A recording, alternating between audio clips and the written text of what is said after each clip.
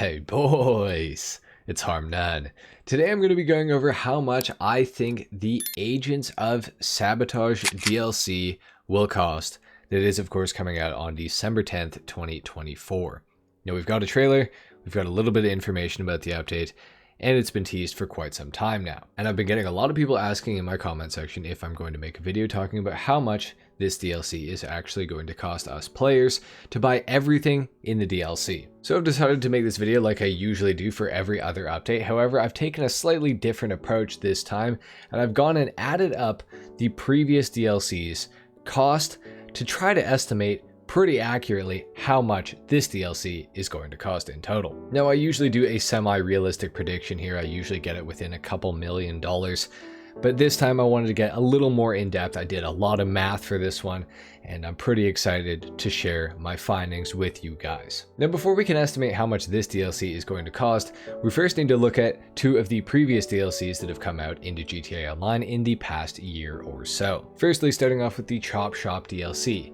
Now, the total amount that DLC cost, including only vehicles, the salvage yard property itself, and weapons, was $51,214,000. Now, I want you to keep in mind this is not including any clothing items, upgrades for the vehicles, or anything else.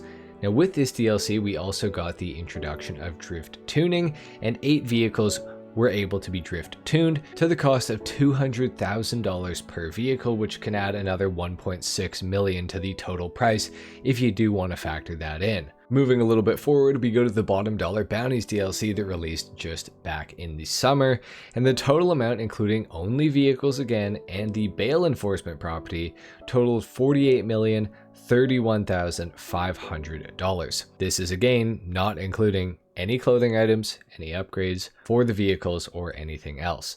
And also with this update, we got 3 more vehicles that also got the drift tuning added to them, which again costs $200,000 per vehicle, adding to an extra $600,000 for the update if you want to include that. Now, another thing that is kind of thrown a bit of a curveball into this entire thing is that the past few DLCs have focused pretty heavily on adding police vehicles or police variants of existing vehicles into the game. Now, I've gone and done some math on how much the average percentage increase is on vehicles from their regular state to their police variant. So for example, the Bravado Greenwood to the Bravado Greenwood Cruiser increased by 235% for the cost. And by the way, that is non-trade price to non-trade price. So it's not like I'm cutting corners here to try to get the increase to be higher or anything like that. That is just a genuine increase of the non-trade price for the Bravado Greenwood. So 235%, which is crazy. But things get even worse. With the Bravado Gauntlet Hellfire, which the Bravado Gauntlet Interceptor is completely based off of almost entirely, other than having a bit less power and slightly better handling, that increased in price from the Hellfire to the Bravado Gauntlet Interceptor by 627%. Which is insane. That is a huge increase. That is ridiculous. It doesn't stop there. With the Classy Impaler SZ to the SZ Cruiser, it increased by a percentage of 268. Now, if we take the percentage increase from these 3 and we combine them all to get the average, we find that the increase from a regular variant to a police variant of a vehicle is about 376%. Now granted, I have only taken 3 examples of this, and if I did take a few more, the percentage would likely decrease as an average, but still it is quite an increase nonetheless. Now, as I'm sure you guys have seen with the new trailer that came out for the Agents of Sabotage DLC, there is an Invitero Cockett D10 police car in there that is included with the trailer. Now, the regular D10 costs $1,510,000. Now, if we apply the average 376% increase to the price of the Invitero Cockett D10, this thing is going to cost $7,187,600. Now, I don't think that it's actually going to cost that much. That's just when we apply the average of those other 3 vehicles we've gone over. I would say it likely will not be this high, but I could very easily see it reaching well into the $5 million plus range, similar to the Bravado Gauntlet Interceptor. And the Bravado Gauntlet Interceptor had a bit of a price premium on it because it is the fastest of all the police vehicles. And the Inventero Coquette D10, I think, is going to be far faster than the Gauntlet Interceptor.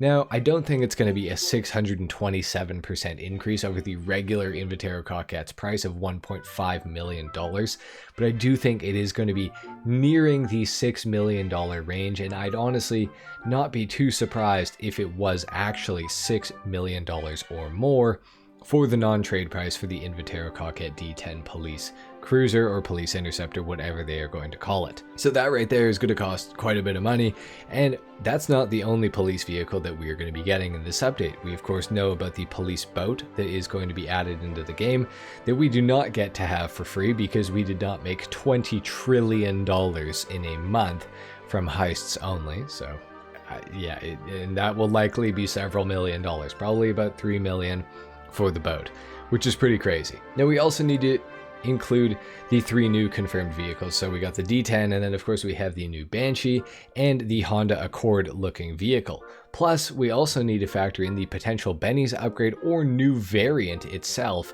of the Dinka Jester RR that has the wide body kit that we saw in the trailer.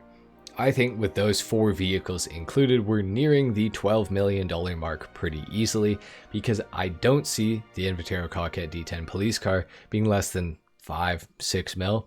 So that takes up about half of that budget right there. The Banshee is probably going to cost $2 million or more, maybe even nearing the $3 million range. We'll just have to see. That Accord, though, I think is likely going to be in the lower $1 million range, but the Jester RR is a pretty expensive car as it is, and with the wide body kit, I can't see it being super cheap. I'm thinking about $2.5 million for that, and that gets us right around that $11-12 million mark, and that is only for 4 vehicles. Now with the police boat, I think we're probably at about $15 million, and usually with these updates, Rockstar adds between 12 and 18 new vehicles. So I think we can pretty safely assume that we're going to be needing about $36 million if there are about 12 vehicles added into the game.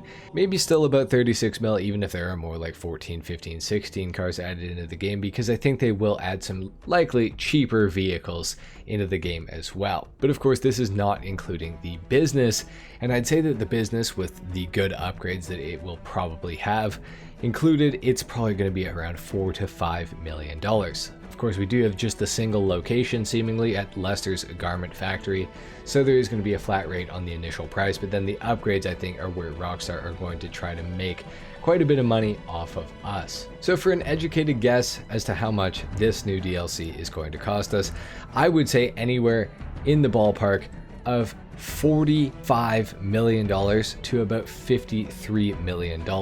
Of course, still not including clothing, anything like that, vehicle upgrades, all of that sort of stuff. And of course we do have the Terrorbyte, which we know is getting some improvements and additional upgrades to it, similar to what happened to the Avenger a couple of years ago with the release of the San Andreas Mercenaries DLC.